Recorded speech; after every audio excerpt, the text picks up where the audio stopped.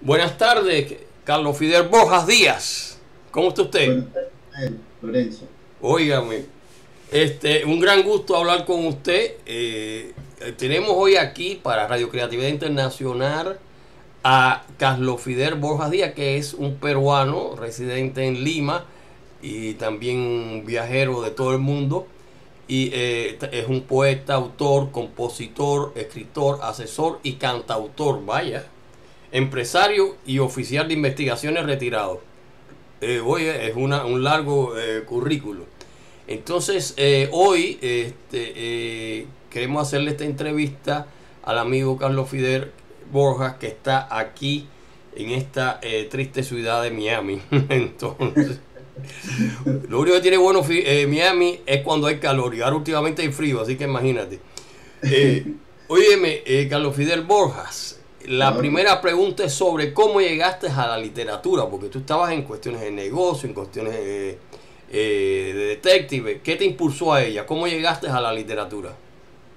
primeramente, mi agradecimiento a tu persona y mi saludo a toda la comunidad de escritores, poetas, compositores y también de oyentes y de leyentes de toda la inquietud que tenemos los que agarramos un lápiz para volcar su contenido en una hoja de papel. Muchas gracias. Yo llego a las letras, Ismael, desde muy pequeño, desde los 8 años de edad aproximadamente es que yo comienzo a escribir, a hacer como siempre digo, mis primeros pininos en la literatura, dentro de la literatura. Motivado porque alrededor mío, por los cuatro lados de mi familia, padre y madre, eh, ha habido y hay hasta en la fecha actual una gama de compositores, de músicos y siempre se acercaban grandes personajes de la literatura, del teatro, alrededor de mi familia, allá en Lima, en los barrios altos, antiguos. Entonces, desde esa época siempre me apegué a la música y me apegué a la letra. El saber escuchar, el querer aprender, el querer saber quién era el que componía tal composición, tal poema. Escuchaba algunas líneas y preguntaba. Y generalmente en mi tiempo, yo soy de 1948, en mi tiempo se escuchaba mucho, mucho, mucho a Becker en las radioemisoras del Perú. Entonces, desde ahí nace mi inquietud.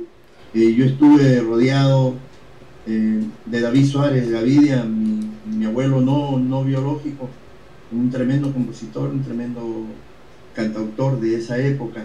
Escuchaba los versos hechos canción de Felipe Pingo Alba, para mí uno de los más grandes de Latinoamérica. Me atrevo a sostenerlo en ese sentido. También a un tremendo compositor y poeta peruano, limeño, Correa. Mi padre también me inspiraba en las letras de los pasillos. Me gustaba hacer algunos pasillos ecuatorianos, pero lastimosamente esos cuadernos donde yo tuve todas mis primeras obras, parte de esas mis primeras obras, eh, alguien los tomó y nunca he podido recuperarlos. Pero sí, guardo muchas cosas, muchas cosas. Guardo así también algunos escritos de un tatarabuelo mío que peleó en la guerra contra Chile, la guerra del Pacífico. Él hacía arengas, él escribía versos, cantaba también, Isidro Urué. Entonces todas esas cosas fueron las que me inclinaron a continuar, y a pesar que mi padre se oponía a que yo fuese músico, no le gustaba, mientras que no terminara de estudiar mi primaria primeramente, de luego mi secundaria y después hacerme oficial de la Policía de Investigaciones, ahora Policía Nacional del Perú. Entonces todo eso eh, me influenció, me influenció. Tanto así, como repito, los versos de Becker, de Gustavo Adolfo Claudio Domínguez Bastida, conocido por nosotros como Becker. Bueno, Becker Luego, ha Carlos influenciado. Vallejo de Hernández de Neruda también, porque hay que respetar las líneas y hay que reconocer que son una tremenda guía para nosotros, siempre han sido y serán. Sí, indudable, Becker bueno, es uno de los grandes pilares de la literatura hispanoamericana en la parte de poesía, ¿no? Del romanticismo español Sí, y mundial. bueno, César Vallejo también, bueno, o sea, nosotros hemos tenido en nuestra literatura grandes poetas y claro, llegó después el boom, que el boom le dio un impulso a las novelas, ¿no? Con Carlos Fuentes, Vargas Llosa.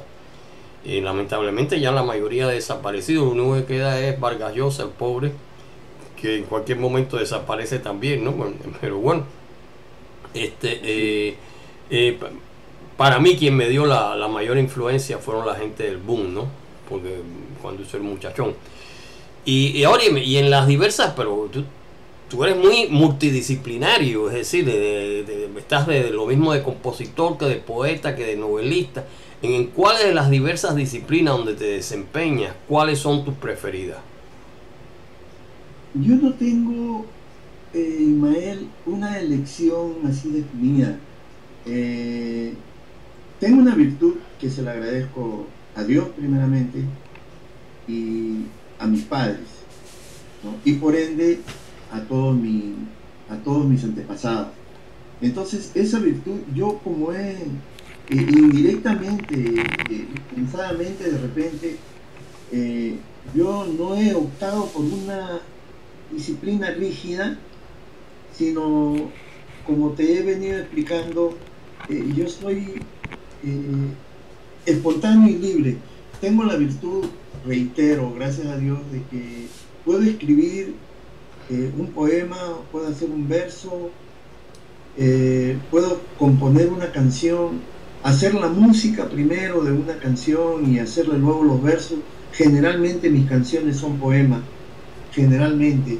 Si tú analizas, casi la mayor cantidad de mis canciones, o la totalidad de mis canciones son poemas. Y de repente con un poema extenso que he comenzado a hacer, me ha llevado a terminarlo en una especie de un pequeño libro, ¿no? De un pequeño libro. No me he atrevido a hacer definitivamente un libro como Vargas Llosa, como García Márquez, como el propio Neruda y antes de Neruda Vallejo, Vallejo el más grande, Vallejo con el respeto de todo el mundo, Vallejo el más grande. Pero no me he sentado a hacer una obra específica en una corriente específica.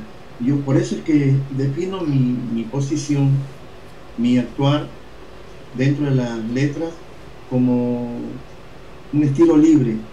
No tengo algo definido, Ismael. Yo lo dejo para los expertos que quizá algún día se dignen a leer y a pisar mis letras y determinar cuál es mi corriente. Espero que Dios me brinde vida también y salud y poder estar presente para cuando ellos lo determinen así. Tampoco me gusta compararme a ninguno de los escritores habidos, los que fueron, que nos dejaron todo su legado, los que existen todavía, que nos siguen dando su legado, ni los que pudieran haber. No estoy en un plan de competencia tampoco con los demás escritores. Guardo el respeto a todos y a cada uno de ellos. Los leo cuando tengo la oportunidad de hacerlo. A los nobles que hay, más nobles que nosotros, por la edad también que tenemos, tengo 69 años, ¿no? Pero es significativo que personajes como tú y como otros más en el mundo, como nuestra colega y querida amiga Ana Genovés, como Rosetta Sabelli de Italia, como Blanca Gavazza de Argentina y como tantos otros colegas y compañeros de Venezuela, país donde he vivido, donde he hecho letras también. Ellos son nuestras lumbreras, seguirán siendo nuestras lumbreras, y esos jóvenes también son lumbreras nuestras, porque nos llevan a determinar un camino a seguir, más no, te repito, en mi caso, una corriente específica, una línea específica. Mi literatura es dentro de la filología, tiene un sentido amplio, que es el resultado del desarrollo del criterio dentro del histórico, como tú bien lo sabes. No, me acojo a lo sincrónico, a lo teórico descriptivo, tal vez a lo histórico, y muchas veces sumo lo aplicativo conceptual. a efecto de que dentro del modernismo se pueda determinar una línea, una corriente. Yo no estimo, mi estilo simplemente en todas formas es libre. Pero bueno, ¿qué tú piensas ahora de esta literatura hispanoamericana actual? Como ya te dije, ya hemos pasado el boom, es decir, fue más o menos la época de nuestra juventud. ¿Qué piensas de estas nuevas corrientes en la literatura hispanoamericana actual? Mira, Ismael, lo que yo te vengo explicando no implica un desorden, no implica una desobediencia de las normas, de las reglas, de la metodología, de las especializaciones, de la especificación técnica. No implica nada de eso. Tampoco estoy en contra de la literatura comparada, que es técnicamente restrictiva o podría ser técnicamente particular. Yo siempre me acojo dentro de este concepto a la crítica textual y a mi concepto es la que más sobresale en tiempos presentes, ¿no? Dado el imperio de la tecnología que es impactante y es abordante y de las circunstancias de la vida actual. Entonces, dentro de ese parámetro, dentro de esos parámetros, yo estimo que existe estilos moderados y frescos. Un estilo actual que la mayor parte no los lleva o no nos lleva a sujetarnos a un control de medida. No nos gusta que nos estén midiendo, creo yo. Me estoy creyendo demasiado joven, repito, tengo 69 años. Pero yo puedo captar que dentro de los escritores nuevos son muy pocos los que se sujetan a los patrones antiguos. Generalmente la modernidad nos conlleva a no querer sujetarnos a patrones. Esto no implica que no respetemos. Yo creo ser uno de ellos que nunca ha respetado los patrones sin sentido agresivo.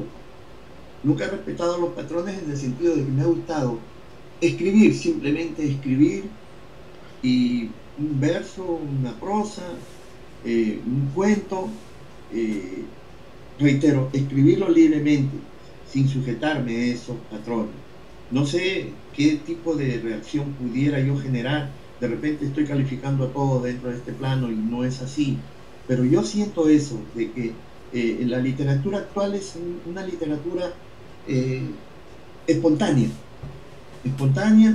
libre de parámetros, y muchas veces creo que ello pudiera ser que lleve a una literatura fluida, porque ahora muy poco leemos. La juventud de la mayor parte de países, sobre todo en Latinoamérica, muy poco está conducido a la lectura. Entonces, pero volviendo al término de mi forma de escribir, sin romper las líneas, de repente tratando de llamar la atención, es igual a la mayor parte de los que escribimos en la actualidad, con un estilo moderado, fresco y libre. Eso es lo que yo defino mi trabajo. Sí, estoy de acuerdo con eso también, Carlos, pero hoy en día acuérdate que es un fenómeno que salió hace menos de 10 años, las redes sociales. Tú ves, es decir, las redes sociales, hay algunas especializadas como es literatura, en cine, como es creatividad internacional, otras que son de todo, por ejemplo como Facebook, donde hay decenas y decenas de grupos de poesía, de grupos de literatura, cuya a veces nivel es un poco, no sé, dudoso. Algunos son muy buenos, ¿no? Pero bueno, es algo donde entra de todo, ¿no? Por eso nosotros, además que de Creatividad Internacional, hemos, por ejemplo, lanzado las revistas, ¿no? Yo me acuerdo en los años 80 y pico, yo tenía una revista que hacía con Reinaldo Arena y otros amigos, ¿no? Pero era, oye, lo teníamos que sacar del bolsillo, pues teníamos que imprimirla y eso, y la sacamos. Pero, o sea, entre 3 o 4 éramos que pagábamos los costos, que era alto. Hoy en día, pues bueno, se puede lanzar una revista, como ahora hemos lanzado la revista de Sur a Sur, que eso es una idea del poeta Alonso de Molina, español, ¿no? Y claro, prácticamente no cuesta nada, excepto el trabajo, ¿no? Que es grande el trabajo, ¿no? Pero eso es una de las cosas que ha cambiado nuestro mundo actual, ¿no? La internet, es decir, la parte también de las redes sociales y todo ese tipo de difusión que, es decir, hacen la literatura mucho más accesible. Tú sabes que estaba leyendo el otro día un, un escrito donde simplemente por curiosidad alguien mandó, es decir, los textos de un premio Nobel, Dumango, ahora no me acuerdo el nombre bien, a diversas editoriales, a más de una docena de editoriales, y todas se los rechazaron. O sea, los escritos del premio Nobel se lo habían rechazado este individuo que había sido un premio, creo que Dumango, no me acuerdo bien exacto el nombre, para que te des una cuenta de cómo hoy funciona, es decir, el mundo, ¿no? Entonces, esa es una de las cosas que ha cambiado para bien o para mal. Yo creo que a pesar de las inconveniencias, es positivo los cambios. Pero ahora déjame preguntarte, antes de cambios, siempre hay unas cosas que a uno le gusta más, a pesar de los cambios. ¿Tienes algún escritor favorito hoy en día? Sí, pero yo quería pedirte que me permitieras una diferencia, algo que me había olvidado de señalarte. Si bien es cierto que la tecnología nos ha permitido y nos está permitiendo descubrir nuevos valores, mostrar nuestra obra, hay una preocupación que como compositor, como poeta, como escritor, como descendiente de una infinidad de músicos dentro de mi familia, y dentro de la gama en la cual nosotros nos podemos algunas veces movilizar y compenetrarnos y compartir, lastimosamente también hay un fenómeno que se está dando. Hay mucho plagio, hay mucha gente que se dice escritor y comienza a copiar párrafos de diferentes obras y las mezcla y mira, es un don, es un privilegio el poder escribir, el que baje la musa, como se dice en Cuba y en parte del Caribe, y que la musa te lleve y te mueva la mano incluso, y de repente te dibuja las letras en tu cerebro para que no te olvides y vayas a tu casa a cualquier hora y lo plasmes en un papel. No, pero no todos tenemos esa virtud. Entonces siempre preocupa ver que de repente determinado elemento comienza a verter una serie de obras, pero es una tremenda y triste sorpresa que hasta parte de poemas tuyos puedes encontrar, sí, en esos, sí, escritos que lamentablemente es así. Sí, entonces también es un llamado, y te agradezco nuevamente, Ismael Lorenzo, es un llamado a que nosotros aprendamos a hacer respetar nuestros derechos, y en eso te elogio bastante, y que esos derechos deban ser respetados por todas las instituciones y por todos los que escriben y los que no escriben, que se respete el derecho de autoría, que se respete el derecho de la composición.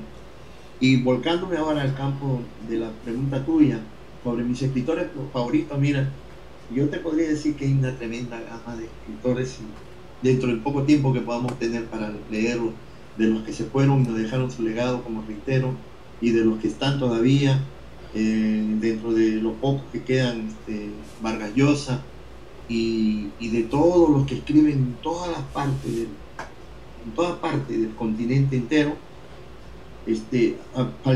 Nos pasaríamos todo el día hablando y sería mucho, pero es bastante significativo el tener presente las obras de Martí, de Vallejo, digo el más grande, Vallejo el más grande, no porque yo sea compatriota de él, pero legalmente la esencia de su obra es inmensa. Pero mira, aparte de Vallejo, yo te invito a que leas las obras musicales autorales de Luis Felipe Pingló Alba, el autor del Plebeyo, porque toda su obra tiene que ver con lo psicosocial. Es muy profunda la obra de Felipe Pingló Alba. es muy profunda. Yo invito a todos los que puedan escucharme hoy día o en el futuro, que se detengan un poquito y que analicen la obra de Felipe Pingo Alba, que la analicen, que eso nos va a llevar a muchas reflexiones y que nos puede ayudar para mucho más. También tenemos las obras de Benedetti, tenemos a Gutiérrez, dentro del consenso latinoamericano, dentro del territorio norteamericano y en Europa, tenemos autores como Pon, como Conrad, como Berg, Neruda de Chile, Gabriela Mistral, García Márquez, Rubén Darío, Bacón, Almagro, Coello, Hernández de Cuba. Hay varios Hernández de Cuba, ¿no? Tienen obras maravillosas. Coello o Coelho tienen obras maravillosas. Autores argentinos, uruguayos, hay muchos. Autores cubanos, hay muchos. Poetas y escritores, hay muchos. Te repito, tendríamos una infinidad de horas para poder estar conversando sobre ellos y analizando la obra de cada uno de ellos. Quería decirte también algo de lo que hablabas del plagio, ¿no? Bueno, el plagio, por ejemplo, en las redes sociales precisamente es abundantísimo, sobre todo en la parte de poesía. También, bueno, lamentablemente en la novela que me toca. Pero además del plagio, está simplemente que te roban el manuscrito y te lo ponen, a veces con tu nombre y todo, pero mira, yo tengo varios libros que están dados gratis en un montón de lugares. Y me he quejado a Google. Google le cierra el acceso a ellos, a Google. Pero me salen por otra parte, imagínate, esto es tan amplio. Esa gente ni tienen permiso. Algunas de esos son ediciones que yo hice hace 4, 5, 6 años, que han sido renovadas, que ha habido nuevas ediciones. O sea que no son actualizadas. Pero eso es parte de nuestro mundo. Y lo publican sin la aprobación del autor. Y esto pasa constantemente. Eso es uno de los inconvenientes que tenemos dentro de de nuestro mundo online actual, ¿no? Bueno, que tiene, como te dije, sus ventajas y sus desventajas, como todo en la vida, ¿no? O sea, el plagio y los robos de las obras, ¿no? Entonces, muchas de ellas las venden o algunas de ellas las dan gratis. No sé cómo, pero en fin, eso pasa por todas partes. Y ahora, oye, quería hacerte una pregunta, que nos estamos acercando casi al final. Bueno, también tenemos que, antes de decirte las ventajas que tenemos en el mundo online, es que ahora podemos estar conversando tú aquí y tú por allá. Aunque estás en Miami, las distancias son como de 20 o 30 millas, ¿tú comprendes? Yo estoy en Miami, tú estás por el Southwest, en fin. O sea, no pudiéramos hacerlo si no existiera estos tipos de... Como todo en la vida, te dije antes, ahí tiene sus ventajas y desventajas. Las ventajas son más, los inconvenientes, bueno, de los peores para mí es el plagio y los robos de los derechos de autor, ¿no?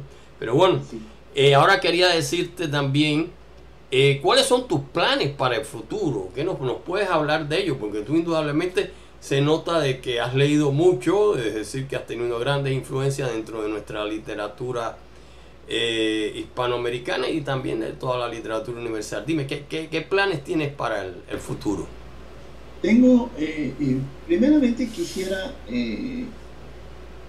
poder reeditar, y yo creo que este año, Dios mediante, ya lo voy a comenzar a ejecutar, reeditar las obras lo que escribí en Venezuela durante los 13 años que estuve viviendo allá.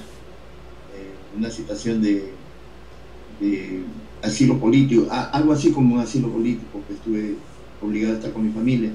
Entonces, antes de retornar al Perú, yo terminé varias obras, Renacer, obtuve un segundo premio en el consulado peruano de Caracas, con un ensayo que hice sobre una comunidad peruana posible en Venezuela. Ahora es imposible, mucho más imposible. Entonces quiero reeditar esas obras que hice allá.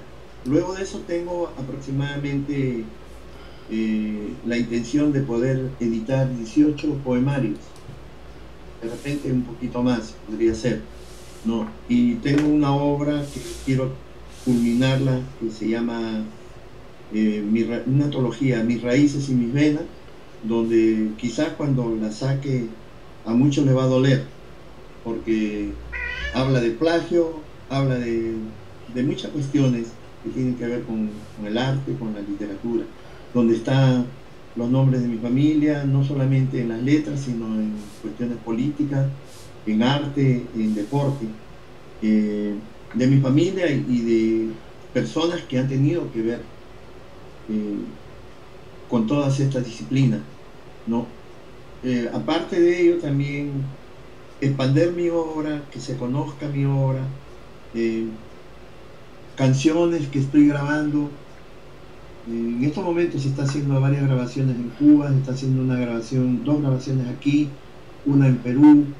En Venezuela se acaba de editar un disco de música llanera donde hay 5 canciones de mi autoría, son poemas hecho canción. Reeditar un disco que hice en el año 1997 en Venezuela, que de las 22 canciones que tiene, 20 son mías, una de ellas es de Herreros y Amenteros, llamado el tema Venezuela, es un himno allá, y luego una recopilación de temas peruanos con temas venezolanos. Entonces eso quiero reeditarlo y sacar, y bueno, continuar, como te repito, expandiendo mi obra, que se conozca la humildad de mi obra. No vengo con planes de mucho altruismo, ni vengo con planes de desprecio a otros, ¿no? Y de creerme que soy lo máximo, ¿no?